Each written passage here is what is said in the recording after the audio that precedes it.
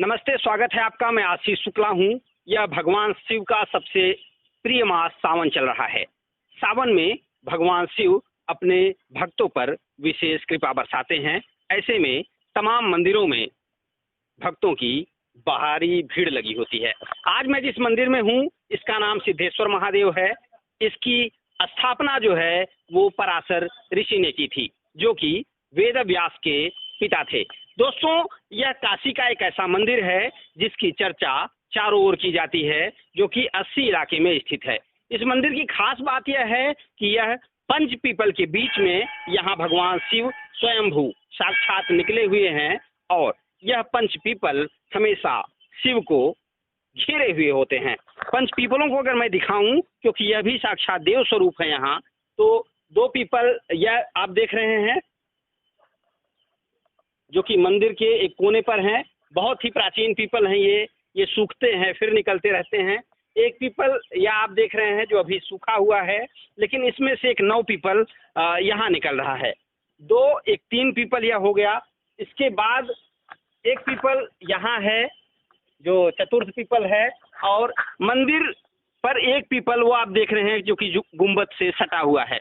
उस पीपल के बारे में अगर मैं बात करूं तो वह पीपल जिसका जड़ वो काफी दूरी पर है, लेकिन वह नाग के आकार में आकर के भगवान शिव के ऊपर जो है वो पूरी तरीके से अपनी छाया रख रहा है। कहा जाता है कि यह पीपल बहुत ही प्राचीन है और मंदिर के साथ ही शिवलिंग के साथ ही यह पीपल सूखता भी है और निकलता भी है। तो ये आकर के इसी नाग के आकार से ही बाबा को घेरता है और उनके लिंग पर जो है वो छाया बिखेरता है। यहाँ के पंच पीपल पंचदेव कहे जाते हैं।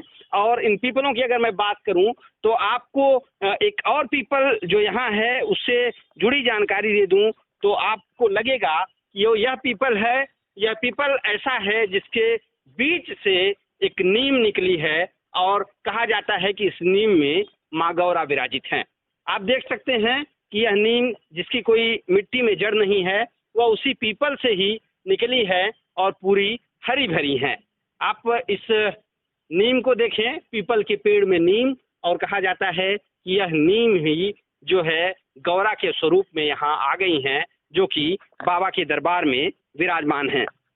दोस्तों, सिद्धेश्वर महादेव ऐसे हैं जो हर तरीके की समस्या में सिद्धि प्रदान करते हैं। किसी भी तरह के काम आपका न हो रहा हो तो यहाँ आकर के आपको सिद्धि मिलती है। अभी यही जो भगवान शिव के बिल्कुल बगल में एक कुआं यह आप देख रहे हैं, यह सिद्ध कुआं इसका नाम है। कहते हैं कि इसी कुएं का जो जल है उससे अभिषेक करने पर भगवान शिव बेहद प्रसन्न होते हैं और वो इतने प्रसन्न होते हैं कि किसी भी काम में सिद्धि मिलनी तय है। दोस्तों, इसके साथ ही यहाँ के जल की अगर मैं बात करूं, यहाँ के जल के बारे में बताऊं तो यहाँ का जल बेहद ही शीतल और बेहद ही निर्मल है। हालांकि ये कुएं का जमाना नहीं है, ऐसे में इसी कुएं में अटैच जो है यहाँ के ट्रस्ट ने एक हैंडपंप कराया है। हैंडपंप की बोर हुई है और इस हैंडपंप की खासियत यह है कि पूरे काशी में इतना शीतल जल, पूरे बनारस में इतना शीतल जल आपको और कहीं नहीं मिलता है। यह जो सिद्धेश्वर महादेव हैं ये 80 में हैं। और इस शीतल जल की एक और खास बात यह है कि आप कितने भी भूखे हों और अगर इसके जल का सेवन कर लेते हैं तब आपको भूख जो है वो केवल इस जल के सेवन करने से ही मिट जाती है। आप इस जल को अगर पी लें तो कई घंटे आपको ऐसा लगेगा कि आपको भोजन की आवश्यकता नहीं है। जो यहाँ के पुजारी हैं असित जी महाराज, उनसे इस मंदिर से जुड़ी कुछ बातों को भी मैं आपको बताना चाहता हूँ। महाराज जी प्रणाम। इस मंदिर के बारे में बताएं, सिद्धेश्वर महादेव जी के बारे में हमारे दर्शकों को जानकारी दें। देखिए, सिद्धेश्वर महादेव स्वयंभू हैं, ये अपने से निकले हैं और स्वामी करपात्री जी महाराज यहीं बैठ के सिद्ध प्राप्त किए हैं और जीर्णोद्धार उन्होंने किया है। स्वामी दंडी स्वामी जी भी यहीं भी अपना पाठ करते थे। और ये आप देख रहे हैं कि जो इसमें 3 सेट नहीं है, पहले बहुत 3 सेट था। यहाँ मतलब कि 150-200 ब्राह्मण बैठते थे, हवन पूजा पाठ होता रहता था। इस समय 3 सेट नहीं है, इस समय नहीं हो रहा है। और 5 पीपलों के वृक्ष में बाबा निकले हैं और पीपल में ही माँ पार्वती का विराजमान है।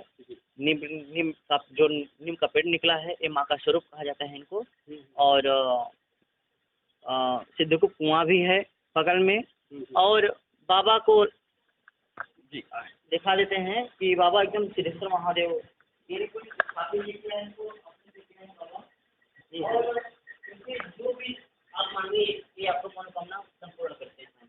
न जाने कितने लोग यहाँ से तर गए और बाबा इतना दयालु हुए, इतना दयालु हुए कहने के लिए नहीं पूछिए मत।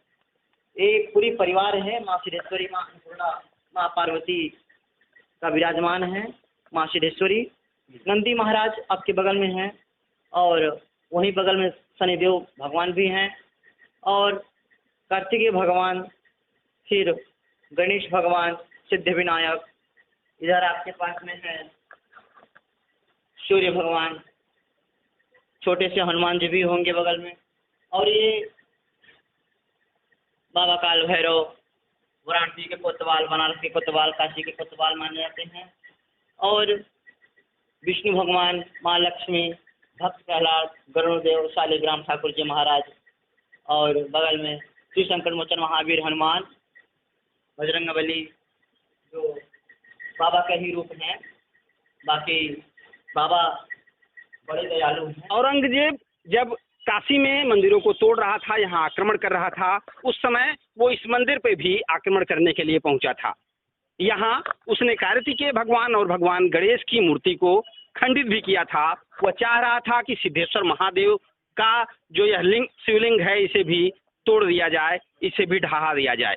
लेकिन भगवान की ऐसी कृपा रही, भगवान सिद्धेश्वर की ऐसी कृपा रही कि औरंगजेब और उसकी सेना खड़ी की खड़ी रह गई और वह सिद्धेश्वर महादेव के जो शिवलिंग है उनका, उसके पास तक जा नहीं पाई, यानी मंदिर के भीतर प्रवेश नहीं कर पाई। ऐसे सिद्धेश्वर हैं जो कि आज ही नहीं, प्राचीन समय में भी अपनी महिमा को बताते रहे हैं, दिखाते रहे हैं। तो दोस्तों, यह काशी में 80 इलाके में एक ऐसा सिद्धपीठ है जहां आने से हर तरीके की समस्याओं का नाश हो जाता है।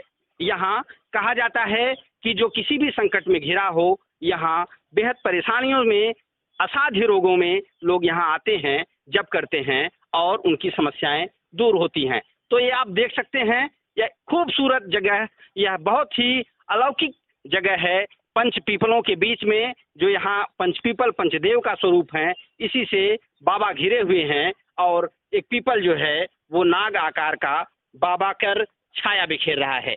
तो काशी की तमाम महत्ता और सावन के ऐसे दिनों में हम आपको शिवलिंगों के बारे में बता रहे हैं। यह भी एक ऐसा पीठ है, जब आप काशी हों, जब आप कहीं भी 80 इलाके में हों, तो यहाँ दर्शन करने का अपना एक अलग ही सौभाग्य है। आप देख रहे हैं रिपोर्ट वाला 24। चैनल को लाइक, शेयर, सब्सक्राइब करें। नमस्कार, धन्यवाद।